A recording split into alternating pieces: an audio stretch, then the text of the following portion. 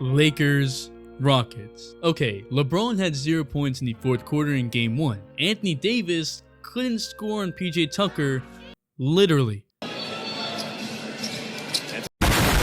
And then game 2 happened. The Lakers went on their early run, then the Rockets had a 41-point third quarter and took the lead only for a horrible, and I mean trash performance by Russ, costing them the game. LeBron and AD were on. And then, in game 3, it was an offensive explosion by superstars. LeBron had 29 in the first half, but the Lakers were down 3, mixed in with tremendous defense and a fourth quarter pull-away. So, what's going on? Well, let's break it down. What is up, dudes? See that's Ballers Players. It's your boy MJ. This series has been a roller coaster so far, with each game bringing out new elements, like this dunk. Just LeBron, say it with your chest. But there are consistent factors that are beginning to happen, like the pace in the fourth quarter. The Rockets have been outscored in the fourth quarter in game 2 and 3 by 10 points each, and in both, the Rockets scored 20 or less. Game 2 could be chalked up to Westbrook just running around. Right now I'm just running around, so I gotta look at film and figure out how to be effective.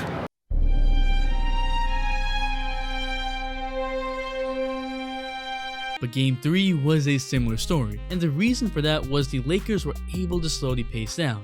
Now the Rockets are a heavy ISO offense. This means that their offense can be slow at times, but I've also talked about Russ making a previously mid-paced Rockets team one of the faster teams in the league, going from 13th in fast break points to 2nd in the regular season. And while that literally had LeBron shook in game 1, and I mean shook, the fourth quarter has tightened up. Specifically, the trap defense on Harden has worked, but for very different reasons in game 2 and 3. So let's get into it. Drop a like for PJ Tucker, 8k likes cause he different. One hot take go tonight on Twitch with NBA 2K21 cause it's actually fun, and 82% of y'all ain't subscribed, so just subscribe, brody. I've said this before and I'll say it again. The Rockets' success hinges on Westbrook with small ball because he's the one that benefits the most from this. PJ Tucker is amazing and is perhaps the most valuable role player in the league, hitting the corner 3 better than anyone in the league and defending all big men. This really had me dead.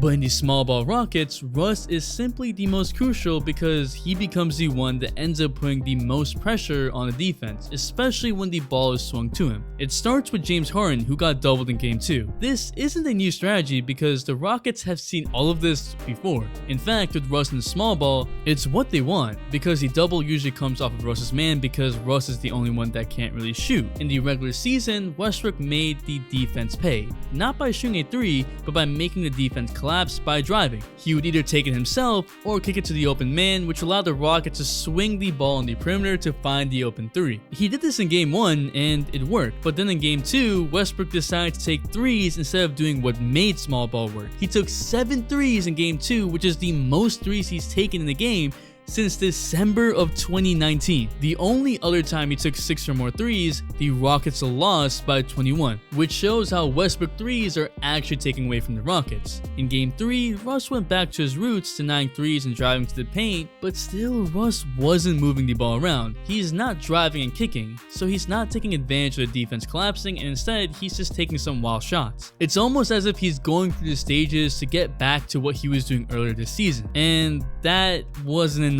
in the fourth quarter. Now LeBron has decided to be aggressive in the fourth quarter to make an effort to pull away rather than depending on the shooting of his teammates, but that hasn't been the difference maker. It's been playoff Rondo, okay? Alright, not exactly, although playoff Rondo did show up in game 3. The difference has been the tight defense. With the Harden trap, the Lakers actually do a lot of things, like right here. Caruso comes to trap, LeBron makes sure Harden doesn't get away, and so Eric Gordon comes for the pass. Kuzma forces Gordon off the 3-point line into a much further position, and then the Lakers do a whole lot again. Each defender covers the short pass to prevent swinging of the ball, all of them rotating. Rondo leaves Westbrook, Morris rotates to Westbrook in the paint, leaving a long pass in the corner, and Caruso is rotating back to the corner, making a long pass impossible. Shot clock has been wasted and the ball is out of Harden's hands. Each offensive player is covered to a certain extent, and Westbrook doesn't have any pass options that would work in a short time. And just like that, the Lakers shut down the Rockets offense. This worked since the Lakers didn't have a big man on the floor. AD was getting taken advantage of from time to time, but he can still make this switch rotation defense work, just not as well. Also, the Lakers don't do this full time throughout the game because that would be insane, and they know that they're not at that level yet, but doing it in the fourth quarter definitely gives them an edge, especially when the Lakers offense is somewhat clicking. Which gets me to Harden. Harden hasn't really put any sort of stamp on the series. You can look at the stats and say he's averaging 32 points and 7 assists on 53% from the field and 48% from 3, which are amazing, and think Harden's having an amazing series, but he hasn't hit necessarily timely shots. He has been an important steady hand throughout the game, just not in the fourth when the Lakers have pulled away. Harden scored 5 points in each of the fourth quarters in the first 3 games. This has sort of been a recurring theme throughout his whole career in the playoffs. Unfortunate. In the first game, this worked out since Eric Gordon took charge and LeBron and AD both weren't aggressive. LeBron had 0 points, AD was barely doing his thing. But in the past 2 games, this didn't make sense with LeBron and then Rondo taking over. It's not that he's played bad, it's just that he hasn't played like the superstar he is. Part of that is definitely the Lakers defense, part of that is also James Harden. Also, props to LeBron for picking up Harden as a matchup on some possessions. It's the playoffs and that's the stuff we all like to see. Then add to that all the blocks, and I mean demoralizing rejections, and LeBron is making a defensive impact. You just love to see it. B-Ball Breakdown did a great job breaking down Russ's defensive flaws in Game 2, missing defensive rotations, leaving people wide open, and just a lack of awareness. That destroyed what was otherwise a solid defensive effort. The Rockets have been solid defensively in large part due to their ability to switch, throw multiple bodies in LeBron, even though Eric Gordon was pretty much chasing him through screens, and then PJ Tucker doing just about as good of a job as any other big man in the NBA in bothering Anthony Davis. The Rockets have been the best team defensively in the bubble, really based off of a renewed effort. Unfortunately, that can only work so long when guarding LeBron and AD because they are superstars and the Rockets simply don't have the personnel or rim protectors. Yes, Anthony Davis had a great Game 2 and a less aggressive Game 1, but the problem is his shot selection. It's not that I'm gonna say that a mid-range shot is a bad shot because certain players excel at that, and AD did a great job in Game 2 hitting all those middies. But AD needs to find himself deeper in the paint. This doesn't mean that he has to back down PJ Tucker all the way from the free throw line or the high elbow. What this means is that he should be getting better positioning before he gets the entry pass. Yeah, Anthony Davis is usually a nightmare matchup for a big because he can bring the center out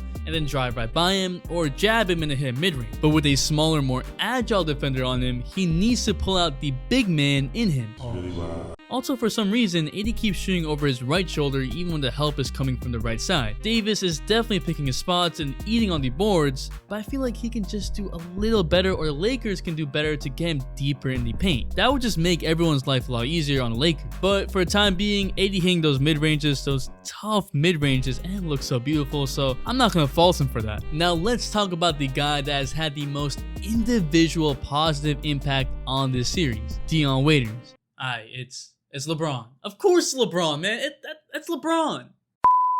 LeBron has had his moments throughout the series, but he's been the most effective when he's decided to attack the rim without necessarily looking past. Specifically because there's no rim protector, only wings, which means that there's defenders coming for help, and then LeBron does sometimes pass, which causes a whole swing of the ball in the perimeter for the Lakers for the open shot. The only time LeBron should be passing is when the double comes, which is what he did the last game, and in that fourth quarter in Game 2. The Rockets don't have a set answer for that, and so it depends on how LeBron is playing, not what the Rockets are doing, because the Rockets defense on LeBron is pretty much a basic defense. What's sort of scary is that with LeBron being on fire, scoring 29 points in the first half, the Rockets were up 3, and that's the principle behind the Rockets. The Rockets can stay with any team in the league when their offense is on. Game 2 really could have been a Rockets win despite LeBron AD having good games, despite getting contributions from Morris and Kuzma. It really was Westbrook who derailed the Rockets. Now the role players have been maybe just as important as the superstars. Look no further than Eric Gordon in Game 2 hitting multiple threes in the third quarter to lead the Rockets comeback, averaging 19 for a series including 42% from 3. Look at PJ Tucker going on his own mini runs and forcing the Lakers to not use their big men. Rondo had 21 and 9 in Game 3. Playoff Rondo! Kuzma is shooting 62% from the field, Markieff Morris hit 4 threes in the first half of Game 2. Role players have had their moments, big moments. So yeah, this series has been a series of adjustments, but these adjustments become a bit more extreme when you're dealing with a more extreme team like the Rockets. The great thing about the series is that we don't know how it's going to turn out or what team will show their hand at just the right time to win the series, because that's what these games have been about. But what do you think? Who's going to win the series? Rockets or Lakers?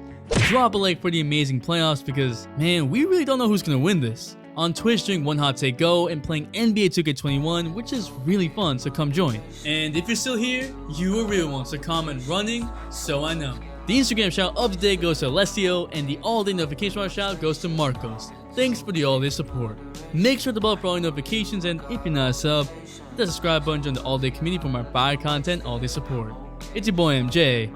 We out, and we vibing.